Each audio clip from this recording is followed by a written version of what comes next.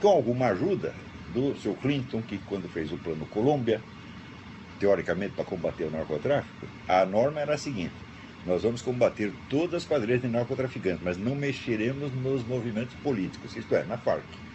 Resultado, todos os cartéis acabaram e a Farc subiu. Hoje ela tem o monopólio do tráfico de droga na América Latina. E qual é o maior mercado? O Brasil. O Brasil é o país onde mais cresce o consumo de drogas. Em toda a América Latina está diminuindo, no Brasil aumenta. Então o Brasil é o grande mercado, vamos dizer, para financiar. Chovendo droga lá dentro. Para financiar as Farc e, portanto, financiar o Foro de São Paulo.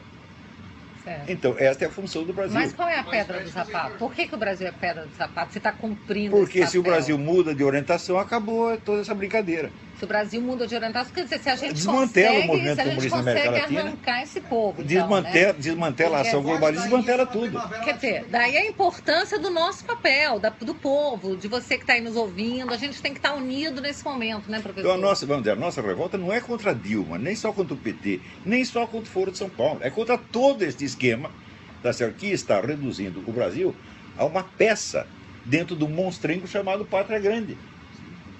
Inclusive o Lula estava lá na Argentina fazendo ontem. campanha para a Pátria Grande, para o candidato da Pátria Isso. Grande, com um belo de um outdoor. Um banner Pátria atrás, Grande, Pátria né? Agora, Grande. por que você acha que todos esses grandes capitalistas brasileiros estão nesse momento reunidos para salvar a Dilma? Se o governo é o governo do povo, é o governo contra a elite, por que a elite está lá ajudando ele? E está sacaneando com a gente? É porque toda essa descrição do panorama é falsa. Isso é uma peça de teatro encenada. Fala, olha, nós vamos dominar tudo, nós seremos elite, todo o dinheiro estará na nossa mão e nós ainda vamos fazendo os coitadinhos e chamar de opressores capitalistas o povo que está na rua gritando contra nós. E nós estamos vivendo isso, gente. Agora, como é possível isso? Isso também não começa no Brasil. Isso começa também no plano internacional, quando, a partir dos anos 60, a função dos órgãos de mídia mudou completamente. Né? Até os anos 60, 70, os órgãos de mídia ainda tinham uma função nominal, que era informar, que era a circulação das notícias, circulação das ideias, etc, etc. E havia, evidentemente, as distorções, as propinas, etc, etc. Mas, a partir dos anos 70, a função de informação acabou. Os jornalistas começaram a ser formados na ideia de que eles são agentes de transformação social. Eles não estão aí para informar ninguém, né? Eles estão aí para agir como agentes de transformação social. Isso no mundo inteiro. Talvez tenha um ou dois países que não seja assim, mas nos Estados Unidos é assim, na Europa é assim. Então, são todos ativistas. Os Então, juízes também, eles não juízes aplicam também, mais a claro. lei, eles sentem Claro. agência, o Ministério Público, quer dizer, Mas eles a não coisa cumprem a começa lei. na mídia. Eles acham que eles têm que transformar de acordo com o ideal deles. 100%, 100%. Você vê, na Fox News você não pode usar a expressão terrorismo islâmico. Né? Tem que chamar Por de quê? quê? Porque tem um príncipe saudita que tem lá 25% das ações. É? Então, veja, aqui nos Estados Unidos, 6 empresas compraram todos os canais de televisão. Então, são 6 pessoas que se reúnem. O que nós vamos divulgar, o que nós vamos esconder? Qual é a pauta? É assim. Então, quer dizer, a classe jornalística se transformou realmente em agente de transformação social. Nós não podemos confiar nas informações que eles transmitem. O que salvou um pouco a coisa foi o advento da internet. A desintermediação da informação. Por que você acha que eles estão loucos para controlar a internet? Porque furou o esquema. Você veja, o negócio do Foro de São Paulo, assim como nos Estados Unidos, eles escondem, né, há vários anos a questão dos documentos falsos do Obama e desviam a discussão para a questão da nacionalidade, que é muito mais complicada. Tá certo? Quer dizer, os documentos falsos, você tem a prova material óbvia, qualquer criança reconhece, né, que cortaram um carimbo, viraram o número de cabeça para baixo. É uma coisa fácil de perceber. Agora, a questão da nacionalidade é uma questão complexa de direito constitucional.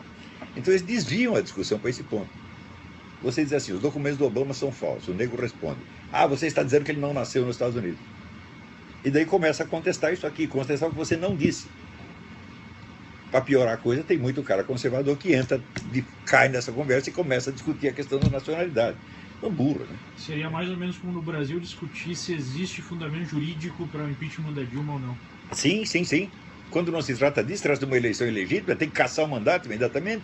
Fora os crimes todos E cometidos. sem contar os crimes, claro. Então, Isso quer dizer que a mídia mundial inteira mudou de função. E ela é um instrumento fundamental do esquema globalista. Ela está aí para servir a isto.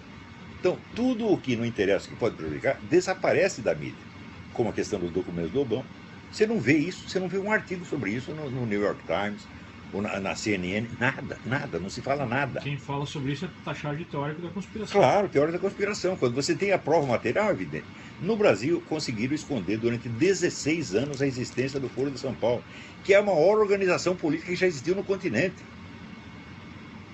E durante 16 anos, quer dizer, só o Zé Carlos Graça Wagner que falava disso. Ele deu uma entrevista aqui no Diário das Américas a respeito disso.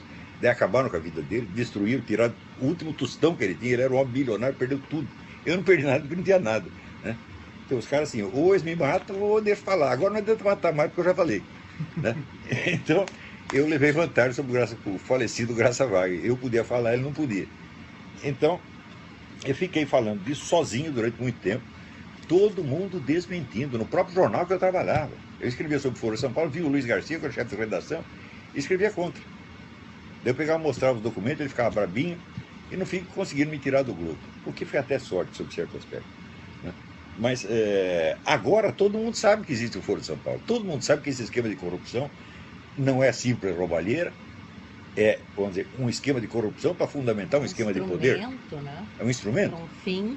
Né? De um esquema monstruoso. O Foro de São Paulo tem 200 partidos lá, não só partidos, mas organizações de narcotraficantes, como as Farc, organizações de sequestradores, como o Mir chileno, né? E é notório, o Fernandinho Beiramar, quando foi preso na Colômbia, ele disse que todo ano ele trazia um monte de armas do Líbano para trocar por cocaína das Farc e distribuir no mercado brasileiro. Isso faz mais de 10 anos quando ele contou.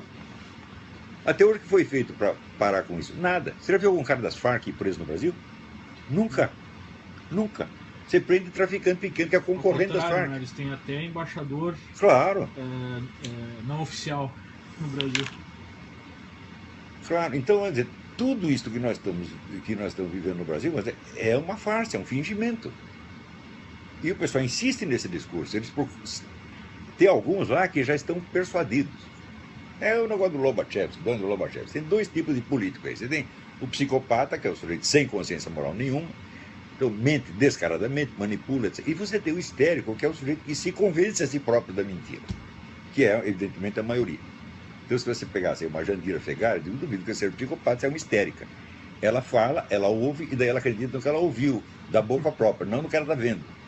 É o negócio do Groucho Marx. Afinal, você vai acreditar em mim ou nos seus próprios olhos. Em você, é claro. Então você tem esse bando de histérico tentando se convencer de que eles são a classe dominada e de que nós somos a classe dominante. Tem gente que acredita nisso mesmo. Quer dizer, eu acho até o psicopata preferido, porque ele sabe que está mentindo. Mas o histérico não, ele se convence, meu Deus do céu, e continua repetindo aquela coisa.